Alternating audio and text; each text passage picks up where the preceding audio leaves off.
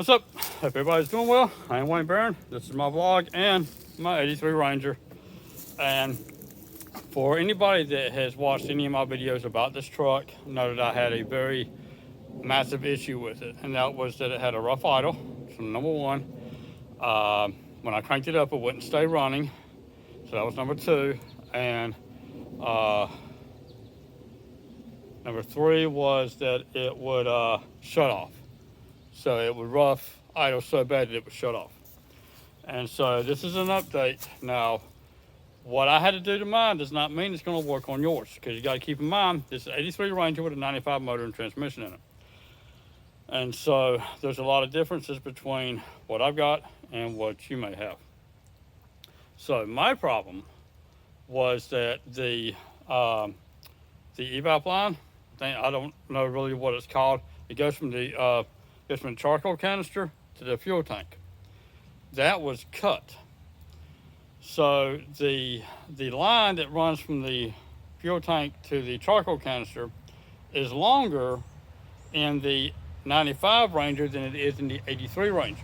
So when my dad installed this motor in here, he didn't take into account that that line, which was about that much too long, was going to eventually bow out. So whenever it bowed out, it caught a hold of the power steering pump, and the power steering pump cut that line in two.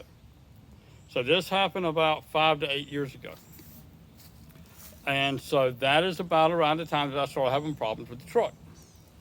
And so that was my issue. Once I fixed that, then the freaking gnats, the truck started acting up, but not as bad. I could crank up the truck for the first time. I could crank it up and it would stay running on its own, like this.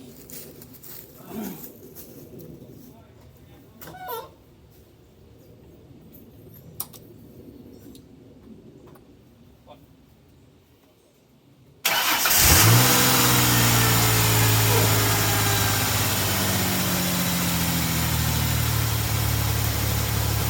it stays running on its own. First time in 5 to 8 years that it's been able to do that on its own. It will run for a while. I don't want to talk over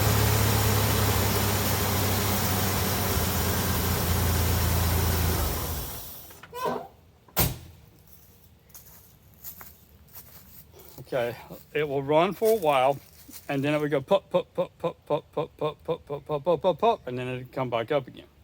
But it won't shut off.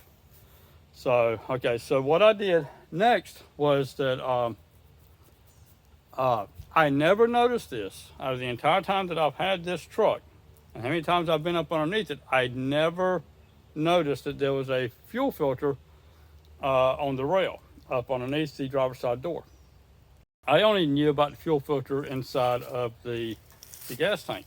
So you got a fuel filter inside the gas tank, and then you got one on the rail.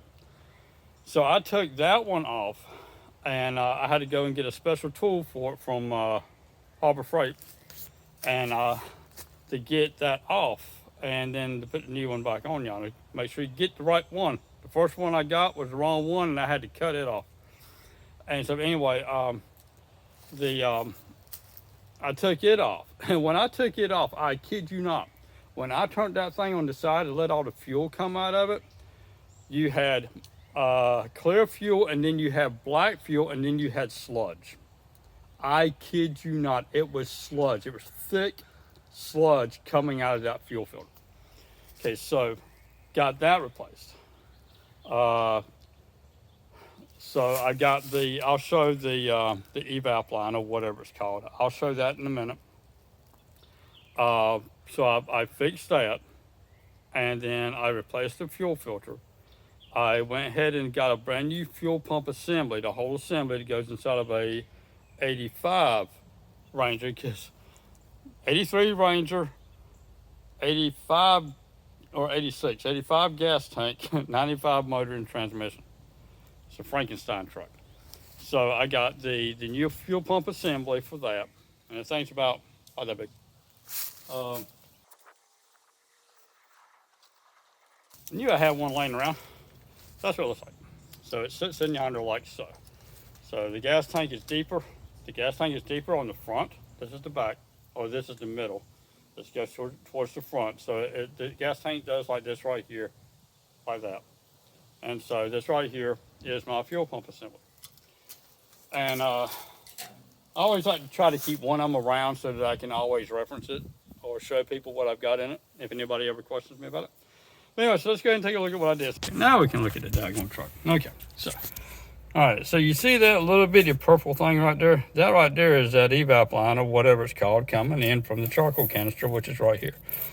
And so it's going all the way back on it. But that right there was cut clean in two because what it did is that it caught right here. This is the fuel, the power steering pump. So it got caught on this and it burned it or cut it clean in two. So that was my issue for the last 5 to 8 years. So check yours to make sure that yours is the way it's supposed to be. And but I didn't have anything that would quite fit it right. So I took this off from an Ethernet cable, and it's holding up. It's doing what it's supposed to do. Since it's not high pressure, high heat, it'll probably last forever. But anyway, so that's what I did, everybody. That's what fixed that problem. Now, it does, when it gets hot, so I don't know what it's going to be like this summer. When I fixed this, it was cold. And so I was having to get my neighbor. He was having to come get me in his truck because he got a ball on the back of it. So he had to come get me 3 times. And so I told him the last time he came and got me, I said, this truck's not going to leave this yard until I make absolutely certain that you don't have to come get me again, because to be honest with you, it was really aggravating me to have to contact him for him to come and get me. And one time I called him up and he was about 100 miles away, and so I had no other choice but to get a ride home and then have my sister get AAA to come get my daggone truck and bring it home the next day. I would rather have my truck broken down in the yard instead of having my truck broken down somewhere else, because you don't have it with you and it says you sort of have this lost feeling. But anyway, so what happens to it now is that if it's after it got to where it would stay running, then I was able to leave the truck running with the heater on, and I was able to go inside the store like Walmart and go shopping really fast while my mother was sitting outside, because she's gotten to where she cannot go inside of any stores anymore. Because she can't walk for very long. So she'll stay outside. So while she was staying outside, I would go inside and the truck would stay running the entire daggone time with the heater on. But the issue with that is that since it was running that entire time, whenever I would start going again, it would go, it would do that. So there's an issue with it getting too hot. So I don't know what that problem is. The only thing that I know to do is to replace everything that I've replaced before in the past, before the evap line thing. Before that is to go ahead and replace all them pieces and see if maybe that will resolve the rest of the problems. It'd be nice if it does. It'd be nice if I can get the money and get me another daggone vehicle and sell this one, because to be honest with you, I'm tired of it. I've had it since '99. I am tired of it. My brother bought it for me, and it had a V6 in it, or V4. It had a V something in it. It was slow as shit. And he bought it for me so I could have something to tow around with me, which is the reason why tow bar's on it. He bought it so I could have something to tow around with me when we went out of town and out of state to work, to cable TV contractors. And I loved it, except for the fact that when I first got it, it was slow as crap. And but then the motor caught on fire, my fault. Then we had to strip out all the wiring. The motor was fine, but we took out the motor and replaced it with this 95 motor, and everything's worked great on it from 2002 until around about 8 years ago, and then it started acting up. The first problem was the fuel tank. The fuel tank had little bitty tiny holes all over it because it was so old. It was the original 86 or 85 fuel tank that my dad had gotten from wherever he got it from to put on his truck. And but yeah, it's been a pain in the ass, a complete nightmare for the last 8 years. And now that this is the only thing we've got, I mean, I've got that. Not the lawnmower. I got that 81 Firebird right there. But a lot of work has to be done to it. It's got a tree trying to grow out of it. I got to get rid of that tree. And when my mother's late fiance passed away, his daughter sold the car, or she stole, or her boyfriend stole the 4-barrel carburetor and intake and the racing distributor off from her. So all three of them got stolen. Then she sold the car to a crusher. And so me and my son just happened to be riding by one day. This would have been around 2008. And we just happened to be riding by, 2009. We just happened to be riding by one day, and I saw that my car was missing. I was given permission to leave my car sitting out yonder. So I called my mama. She was working at JCPenney's to let her know the car's gone, so she made some phone calls and found out where it was at. So I called them up, and the guy told me they were getting ready to crush it. Why in the hell would you want to crush that thing for? But anyway, they were getting ready to crush it. So the guy told me, he says, we're not going to crush it. And I asked him, I said, anything missing off from it? He said, I'll let you know what was not on yonder, because I always check out the cars. He said, there's no carburetor, there's no intake in it, there's no distributor. Oh, I got mad. And because that was about $500 for the stuff right there that I put on there whenever I was with my son's mama. So when I brought my son home from the hospital when he was born, was inside that car. That car would never leave me.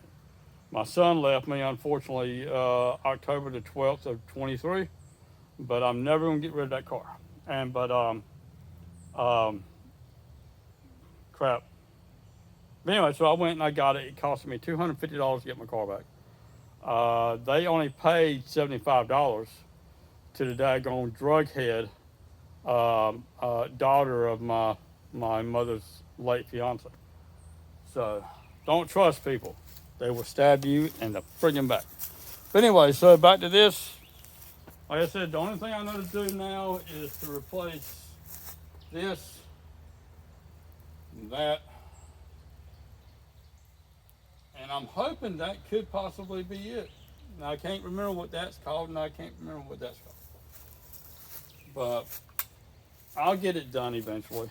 And but the AC doesn't work. All of the AC stuff's got to be replaced on. Got a brand new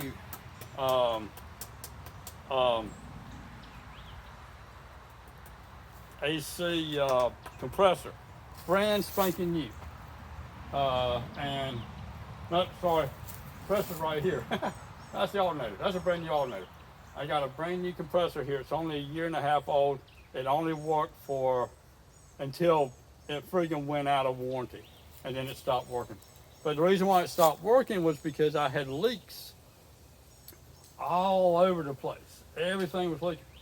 And so I come to the realization that in order to get this thing to have AC in it, I've got to replace every damn piece of every freaking component, which ain't no big deal. If I can buy it at a good price, it'll take me maybe an hour to install it. But it's the fact that I'm just tired of putting money in this damn thing. I mean, I had somebody offer me $2,000 for it about 10 years ago. I kind of wish I would have sold the damn thing back then. But then I would be with, well, I don't know. I would have bought something else. I've always said that if I ever sell something, I want to make sure I've got something else to replace it, because I never want to be without a ride. Anyway, y'all have a good one. I am Wayne Barron for my vlog in my 83 Ranger, 85 or 86 gas tank, and 95 motor and transmission. Y'all have a good one. Bye-bye.